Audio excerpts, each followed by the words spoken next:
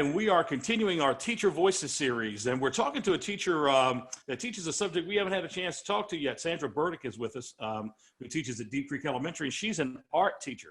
Sandra, how you doing? How are you managing this at your home with this current reality?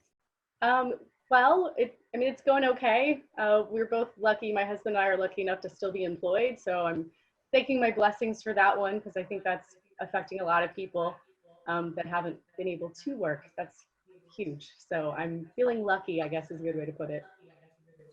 Yeah, no doubt. So teaching art, how do you teach that not in the classroom? Oh, I was going to say, well, are you trying to change fields? Because it's going to take more than a little interview to catch you up on things. Oh, yeah, no doubt. So how to teach art using the computer, I guess is what you mean, right? With Google Classroom and things? Right. It's definitely tricky. I feel like most people see art teachers, especially in elementary school, as, it's all hands-on. So they're like, oh, well, you don't have paint, you don't have crayons, you don't have materials. I can't physically give the kids anything.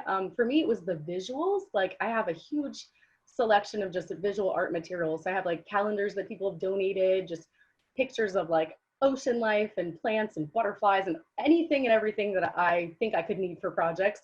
That I scavenge and collect and whatnot.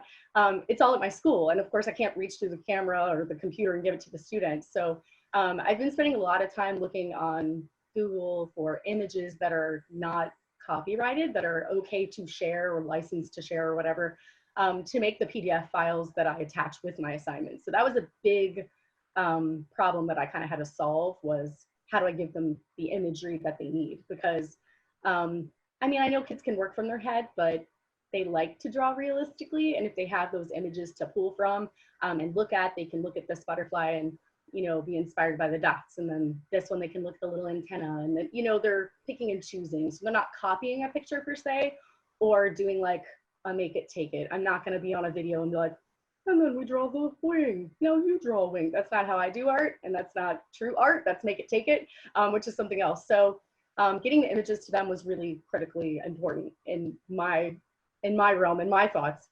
And then second was the materials itself.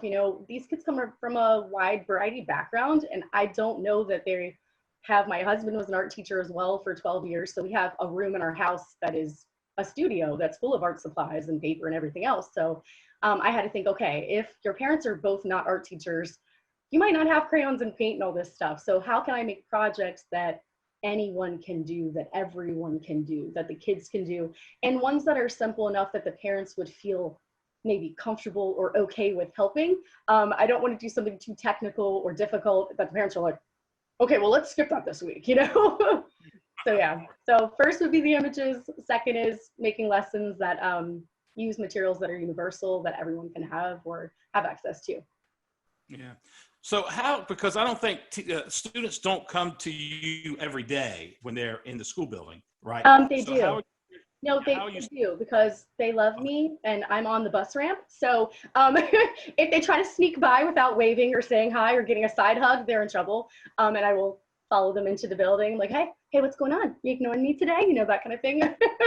So no, I know what you're saying, but I just had to throw that in there. I'm on the bus ramp in the morning and the afternoon, so I do see them every day. But in class for art, yes, for elementary school children come to art once a week, which is new for Chesapeake this year. And I'm so excited because I believe we had, I don't know if you know the numbers, it was 17 or 19 new art teachers join the city. Yay!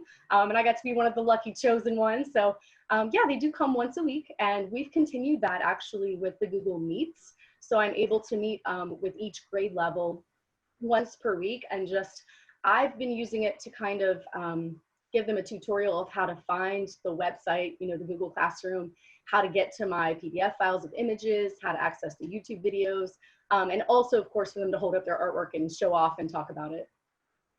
Okay, well, so obviously some of the challenges you've already talked about. What are some of the surprises or some of the positive things that you think have come out of teaching? Some of the positive things of doing the online teaching, or the whole everyone's wearing a face mask thing, which part? No, not that part. No, okay. The positive ways of teaching the way that you're teaching. Like, it's hard to know if people are smiling at you. I think that's what throws me off. Like, everyone's just like looking serious, and like in the grocery store, I'm like, can I get the carrots, or should I wait till you move? Like, So wait, so you said, help me out again. No, that's fine. So you Okay. talked about the challenges of teaching virtually. What Right. are some of the bright spots or some of the surprises? Oh, okay. So the first Google Classroom meet that we did was for my second graders. And I got on a few minutes early, as you're supposed to, so that it'll open the meeting for anyone else to come on.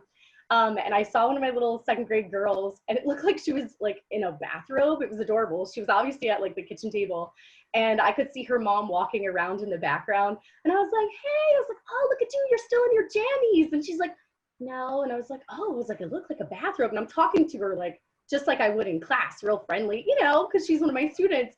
And I could see her mom like walking around in the background. Her mom leans down. She's like, it's a bathrobe. I was like, oh, she goes, it's a blanket. I'm like, oh, okay, cute. And so the little girls like try to eat breakfast, and we're waiting for like more people to come.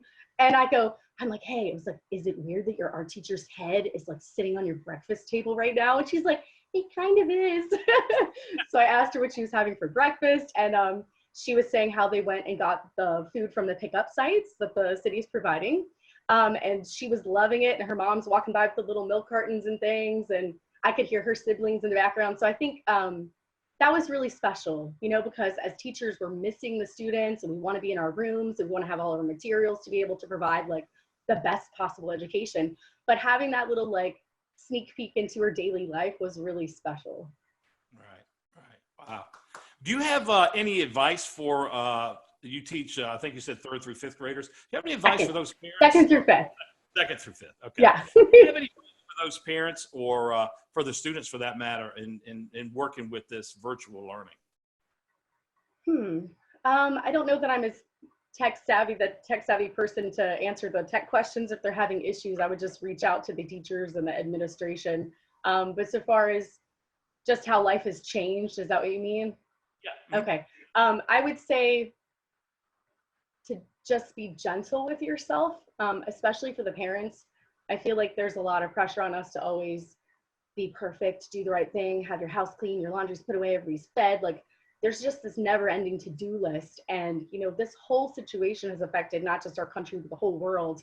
And you just need to be gentle with yourself. It's okay if you don't put the dishes away after they're dry, or, you know, if you eat cereal for dinner, it's okay. Like just breathe and be gentle with yourself. And I feel like if the parents take time to kind of relax a little and be gentle with themselves, that kindness of themselves is going to trickle down to the kids, and then they're going to be more at ease because mom is not frantic and panicked, and you know what I mean? Yeah, I do. That's actually very sound advice, it seems to me. Well, I'm going to let you get back to your busy schedule. I appreciate it. Everybody appreciates all the hard work you're doing to stay in contact with your kids. It's obvious that you love what you do and you love your kids. Yes, please tell them to email me, because I check my email all the time. No one's emailed me yet. Well, not my students. I'm like, parents, please, I will talk to them. If it's like you need a break from your kid, just like we can email back and forth. It'll be okay. Okay. Great. All right. Well, look, you keep that up, and we'll hopefully check in again with you soon. Thank you very much.